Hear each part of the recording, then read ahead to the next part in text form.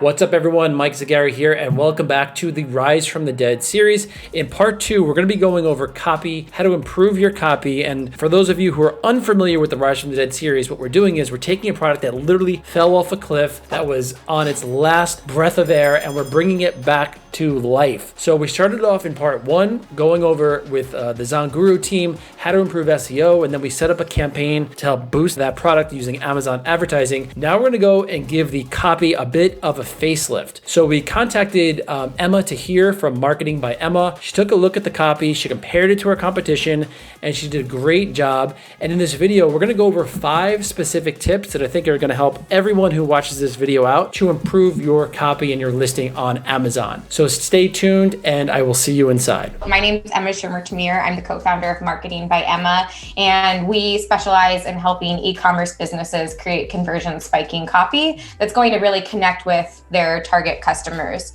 And so kind of diving into things, that is one of the glaring points that I see as an opportunity for improving your listing as it stands now, and really making sure that we're differentiating it from your competitors. We were having a conversation a bit ago, and you were saying how at the time this was a unique product and really revolutionary because there were no good looking cat mats. But then as things happen on Amazon, you had competitors come in, knock off your idea, and suddenly something that was unique and innovative becomes one of many. And so whether you're the one that's being knocked off or the one that is entering a very crowded space, I won't say the one doing the knocking off, because hopefully that's not your business strategy. But regardless, figuring out that piece of what makes you different and being able to communicate that to customers in a way that is quick and easy to grasp a hold of is so important. It can be really frustrating from a customer's perspective to enter their search terms into Amazon and then be looking at a bunch of nearly identical products. So the design seems fairly similar, the price point is fairly similar, maybe even how many reviews they have is fairly similar. And so then you're left kind of clicking between listings to make a decision where there really isn't any point of differentiation. Other than price. Exactly. And then it just becomes an issue of race to the bottom with pricing, which is a terrible place to be. So if you can give people something that makes you different, you have the ability to really give them something to actually decide upon. Even if it's just, I like the way this brand sounds. And that might seem silly, but we've seen that over and over again to be true. So if we look at your listing as it is now, and we look at the other sort of top copycats out there, we see that the amount of reviews is, well, the Gorilla Grip definitely is the winner on the number of reviews, but then Pawkin and Easyology, your listing, they're very similar, but regardless, they all have very high review counts. So that's not necessarily going to be the thing that people can grab onto and say, okay, this is what I'm going to use to make my decision. And we look at design and we see that overall design is fairly similar. You know, the pattern itself is slightly different, but not hugely so. And then if we scroll down, we see that overall, everybody's sort of talking about the same thing. And that makes sense in theory, right? Because obviously there's only so many things that you can say about a litter mat. But all of these listings, yours included, they don't really have a clear point of view or perspective. They're very much focused on the features of the product, so what it is and what it does on the surface. And what we saw as one of the biggest opportunities here is none of them are really connecting with the relationship of the person buying this and the cat that they're buying it for. And that is something that, if you think about pet ownership, a pet is really a member of the family. It's not just this being that lives in your household. It's likely a big source of joy and a very significant part of your life. Absolutely. And yet that is completely overlooked in all of these listings, yours included. So we saw that as something very significant that we could use as a point to enhance the opportunity to connect with customers in a way beyond just talking about how this product functions. Yeah, and Emma, I just want to point out that in the survey that you sent me, before you actually did the work on this listing, it was very thorough in looking to understand what my audience was all about, what type of audience they were, like the look and feel of my brand, so that you can translate that into the listing. Because the listing really wasn't resonating with the actual brand audience. It was kind of its own thing, just looking at features, matching the other listings. It really didn't stand out. But that was a thorough part of your survey process to go into that and look into what is our brand personality and how can we infuse that brand personality into our listing so that this product, which is now a commodity, there's many other copycats out there, how can we make it different from everyone else? Exactly. So we didn't want to lose the important features and say that doesn't matter, that's something that we're going to ignore. But we wanted to figure out a way of being able to approach those features from a perspective that is unique to your brand's voice, that is also going to resonate with your customers, and then is going to really capture why these things matter to both the person buying the product as well as the cat that will be using the product. So that's something that you're always wanting to keep in mind with anything that you're writing, is that the person purchasing may not always be the sole end user. And so if there are other people or animals that are involved in that, you want to make sure that everybody's included. So you would experience the same thing if you're writing for a children's product, where it's not going to be the person buying it that's going to be playing with the toy or necessarily, wearing the clothes. But as the caretaker, they are going to be interacting with it. And so you have kind of that multi-layered customer that you need to be addressing. And you want to have both of those in consideration rather than only focusing on one or the other. Yeah, and that's really obvious in your first bullet point, where the main part of it is clean feet for all. It's not just the owner of the litter mat, it's also for the cat. So Emma, can you go into your first bullet point and talk about how you infused our brand's personality into this bullet point, also benefits and features, and how you made it good for everyone in the household and not just the owner? Sure. So we really treat the first bullet as that summary kapow bullet that is going to directly communicate why this product is something that you need. And we need to do that in a way that's succinct, that's compelling, that's benefit forward, and that's capturing the unique voice of your brand. So it's a lot to bite off and chew, but it's really important that you do that well, because if not, then you are working with a very limited attention span, and there are a lot of things that can distract a person on a page. And so you want to make sure that you're grabbing them and inviting them to continue reading. But another detail that's important to consider when you're putting together a listing is that even though that bullet is meant to serve as the overarching winning benefit, that everybody is going to have their own considerations and things that they may be looking for when it comes to a product. And so you also want to set up everything in a way that is easy to skim and find those bits of details that you want to know that may be a little bit more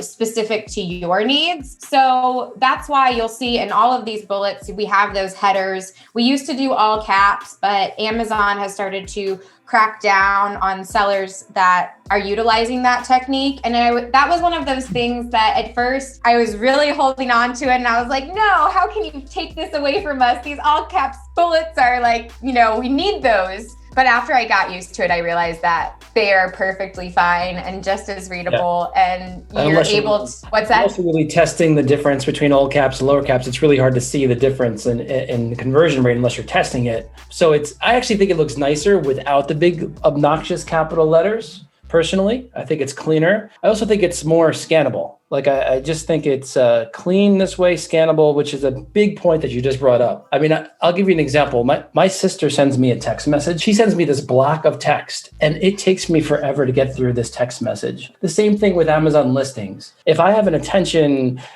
issue when I'm on a listing, I'm going to bounce and go to the next one. But I often see these big, huge blocks of text. And also, emojis and all that. Are you using emojis these days in your listings? You're not. Okay. No. So you're keeping it simple, scannable, lowercase, clean, brand oriented, and all of that. Yeah. So overall, emojis are another one of those kind of gray zone things where you'll still see a lot of people using them, but you're not technically supposed to use them. But I think it begs an even bigger question, really, with any technique or tactic that you're going to use. Does this truly fit your brand and your customers? And I think there's a very small segment of products and customers that it makes sense to use something like an emoji for. So I think people use emojis a lot of times because they think it's eye-catching. That's what but I don't know that there's any true evidence to suggest that that's the case. And by creating really solid, tight copy, you also make it so you don't necessarily have to play some of those games because people can find the information they need. And ultimately, people are going to invest time and energy into looking and reading your listing only after they know that on a surface level that this product meets their needs. Got it. Okay. So I noticed that in these bullet points specifically, there aren't any features. Do you put all the features in the product description area and in the A+ content area, or also in the product images as like the more important features? Do you have that as text overlay on a product image? So I would say that this does have features. It's just not maybe like dimensions and stuff like that. So if we look at the title, you see that the dimensions are there and they're up front and center. And then we have also that little features section that's above the bullets that also gives the dimensions, the color, the weight, the material. So it's not necessary to repeat all of those things in every single section. So we do speak to some features, like we talk about the loosely woven fibers. We talk about the fact that it's soft. We talk about the fact that it is anti-slip, but also is protecting the floors against liquids. We talk about the fact that it, just how it functions so that it keeps feet clean and also traps litter. So it's just sort of woven in there in a less obvious way than what you may be used to seeing. Yeah, it's good because when you look at the other bullet points from our competitors, I see a lot of numbers and talking about the materials and things of that nature. So you have that woven in, and it's also throughout the listing, but it's not the center focus. It's more the benefit and also the brand, woven that into the brand itself. So that was something that stuck out to me in your video, in your listing. Yeah, and so you see also here that we are very cat centric and cat owner centric with all of our language, which neither of your competitors are doing. So both of these competitors are very matter of fact and to the point. But the other thing that they are is they're very them centric. And we really like to be customer centric with what we're writing. So why should they care about you? They're actually going to your product page because they care about themselves and a problem that they're trying to solve for their household. And so you can help them care more about you if you can help them understand what's in it for them. So if we're looking at, for example, the Pawkin listing, every single bullet, our effective litter, we've designed a cat litter box, our heavyweight mat. The only one that is speaking a little bit more to the customer is cats. Cats love our soft yet substantial mats, but they're also not really saying why cats love them.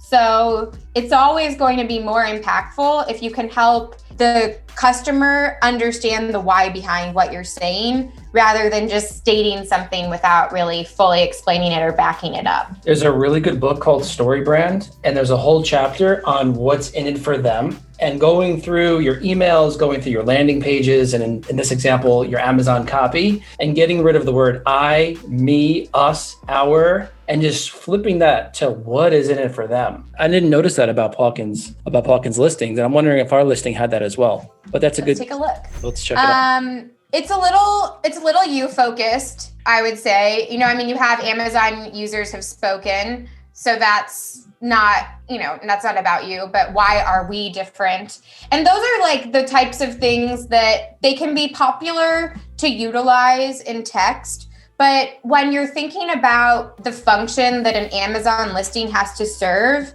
is this sentence, why are we different? Is that truly contributing to this conversation at all? Is it in any way pushing things forward or providing some new information? Or can you just say why you're different in some sort of comparison sentence, if that's the approach that you want to take? Does that make sense? Does make sense, yeah. So it's any single word that you're going to have on a product page, you want to make sure that it is either serving a purpose from an SEO perspective or to move the conversation forward. And it truly is a conversation, because even though this is something that you're writing and putting online, ultimately what you're trying to do is you're trying to get the customer to engage with what you have written there and to be thinking about and responding to, most likely inside their own heads, oh yeah, that is something that I struggle with. Oh yes, this does like really excite me. Ha ha ha, that's so funny. I love the way that they say that, and I really can relate hard to this problem that they're identifying with. And I think like a lot of times when it comes to pet products, people understand that it is a popular space for businesses to enter, and they can kind of very easily feel just sold to as a customer rather than related to as a sort of like comrade in arms. So like if you go into a pet store, a really good pet store, you'll notice that everybody that works there, they have pets, they love pets, they welcome people to bring their pets in. And so they really get that. And that's why, despite the fact that we have Chewy and Amazon and all of these places that we can go online, at least where I live, the pet stores are still swarming with people because there's some sort of experience that they're getting from going into the store, perhaps beyond just the fact that they can immediately bring home whatever it is that they need. And so how can we try to capture that feeling online, even if we can't bend down and say, oh, your cat's so cute, what's their name? Yeah, and that'll really set you apart from the competition. So let's talk about the A+ content. One thing I noticed was you gave a lot of recommendations, and we are going to get a new photo shoot in the next couple of weeks. So it really worked out nicely that you gave these recommendations. And I know that you do it both ways. You asked in your survey a lot of questions about different photos. You have us upload a bunch of photos. It actually took a while to get it in because it was very thorough.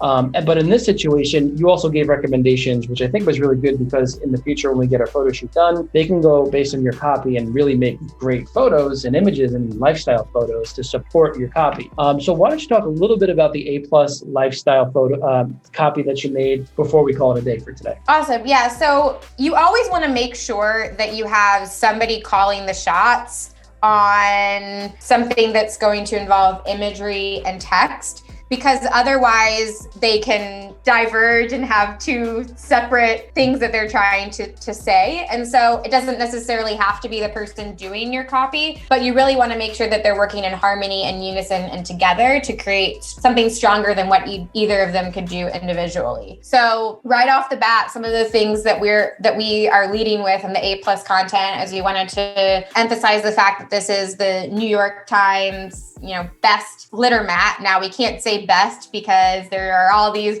words that Amazon doesn't allow you to say in your A+ content. So we had to sort of wiggle our way around that. But what we also like to do with the beginning of the A+ content oftentimes is sort of set the scene. So help people to really get into the experience that they were likely in that made them think, I need to go to Amazon to buy a product like this. And so that's where the journey begins. And then we sort of introduce introduce this product as the solution to that problem that the customers expressed. The A+ is great because you also have the ability to use the imagery and text together. So it makes it, I really treat the A+ content section of a listing as a mini landing page. So we will probably speak to some of the similar points that we addressed from the bullets. We don't want to just copy paste that same information, but if it's really important or if it's something that some people may be able to accept better in a visual way, then repeating it there can be really helpful.